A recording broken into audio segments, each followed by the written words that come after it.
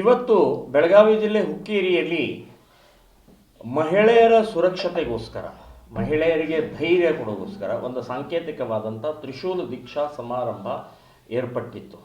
ಅದನ್ನು ಸರ್ಕಾರ ಬ್ಯಾನ್ ಮಾಡಿದೆ, ನಿರ್ಬಂಧನೆ ಮಾಡಿದೆ. 144 ಸೆಕ್ಷನ್ ಹಾಕಿದ್ದಾರೆ.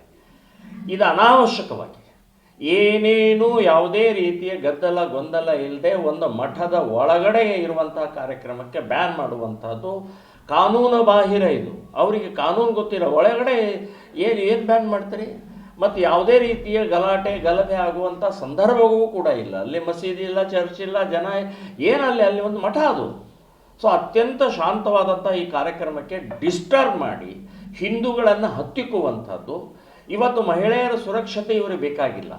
ಇವರು ಮಹಿಳೆಯರು ಹಾಳಾಗಲಿ, ಮಹಿಳೆಯರು ರೇಪ್ ಆಗಲಿ, ಮಹಿಳೆಯರು ಕೊಲೆ ಆಗಲಿ, ಕಿಡ್ನ್ಯಾಪ್ ಆಗಲಿ ಅಂತನ್ನುವಂಥದ್ದು ಮಾನಸಿಕತೆನ ನೀವು ಮಾಡೋದಿಲ್ಲ, ನಮಗೂ ಮಾಡಿಸ್ಕೊಡೋದಿಲ್ಲ. ಸೊ ಇವತ್ತು 2 ವರ್ಷದಿಂದ ನಾವು ತ್ರಿಶೂಲ್ ದೀಕ್ಷಾ ಕಾರ್ಯಕ್ರಮ ಮಾಡ್ತಾ ಇದ್ದೀವಿ. ಎಲ್ಲೂ ಏನೂ ಆಗಿಲ್ಲ. ಯಾರಿಗಾದ್ರೂ ಚುಚ್ಚಿದ್ದು, ಯಾರಿಗಾದ್ರೂ ಗಾಯ ಮಾಡಿದ್ದು, ಯಾರಿಗಾದ್ರೂ ಕೊಲೆ ಮಾಡಿದ್ದು ಈ ತ್ರಿಶೂಲದಿಂದ ಏನಾದರೂ ಇದೆಯಾ? ಇಲ್ಲ.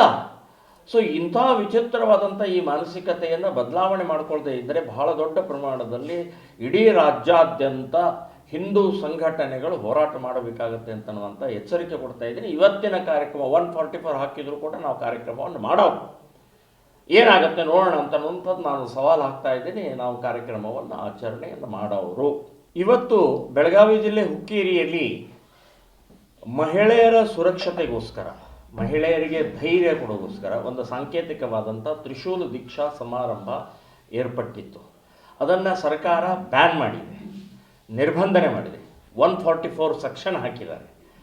ಇದು ಅನಾವಶ್ಯಕವಾಗಿ ಏನೇನು ಯಾವುದೇ ರೀತಿಯ ಗದ್ದಲ ಗೊಂದಲ ಇಲ್ಲದೆ ಒಂದು ಮಠದ ಒಳಗಡೆ ಇರುವಂತಹ ಕಾರ್ಯಕ್ರಮಕ್ಕೆ ಬ್ಯಾನ್ ಮಾಡುವಂಥದ್ದು ಕಾನೂನು ಬಾಹಿರ. ಇದು ಅವರಿಗೆ ಕಾನೂನು ಗೊತ್ತಿಲ್ಲ. ಒಳಗಡೆ ಏನು ಬ್ಯಾನ್ ಮಾಡ್ತಾರೆ?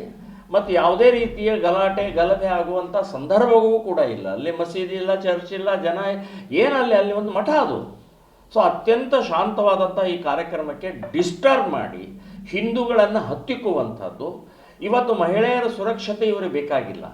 ಇವರು ಮಹಿಳೆಯರು ಹಾಳಾಗಲಿ, ಮಹಿಳೆಯರು ರೇಪ್ ಆಗಲಿ, ಮಹಿಳೆಯರು ಕೊಲೆ ಆಗಲಿ, ಕಿಡ್ನ್ಯಾಪ್ ಆಗಲಿ ಅಂತನ್ನುವಂಥದ್ದು ಮಾನಸಿಕತೆನ ನೀವು ಮಾಡೋದಿಲ್ಲ, ನಮಗೂ ಮಾಡಿಸ್ಕೊಡೋದಿಲ್ಲ.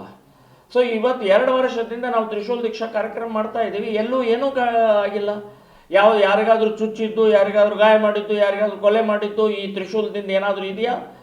ಇಲ್ಲ. ಸೊ ಇಂಥ ವಿಚಿತ್ರವಾದಂಥ ಈ ಮಾನಸಿಕತೆಯನ್ನು ಬದಲಾವಣೆ ಮಾಡ್ಕೊಳ್ದೇ ಇದ್ದರೆ ಬಹಳ ದೊಡ್ಡ ಪ್ರಮಾಣದಲ್ಲಿ ಇಡೀ ರಾಜ್ಯಾದ್ಯಂತ ಹಿಂದೂ ಸಂಘಟನೆಗಳು ಹೋರಾಟ ಮಾಡಬೇಕಾಗತ್ತೆ ಅಂತನ್ನುವಂಥ ಎಚ್ಚರಿಕೆ ಕೊಡ್ತಾ ಇದ್ದೀನಿ. ಇವತ್ತಿನ ಕಾರ್ಯಕ್ರಮ 144 ಹಾಕಿದರೂ ಕೂಡ ನಾವು ಕಾರ್ಯಕ್ರಮವನ್ನು ಮಾಡೋದು. ಏನಾಗುತ್ತೆ ನೋಡೋಣ ಅಂತನ್ನುವಂಥದ್ದು ನಾನು ಸವಾಲು ಹಾಕ್ತಾ ಇದ್ದೀನಿ. ನಾವು ಕಾರ್ಯಕ್ರಮವನ್ನು ಆಚರಣೆಯನ್ನು ಮಾಡೋರು.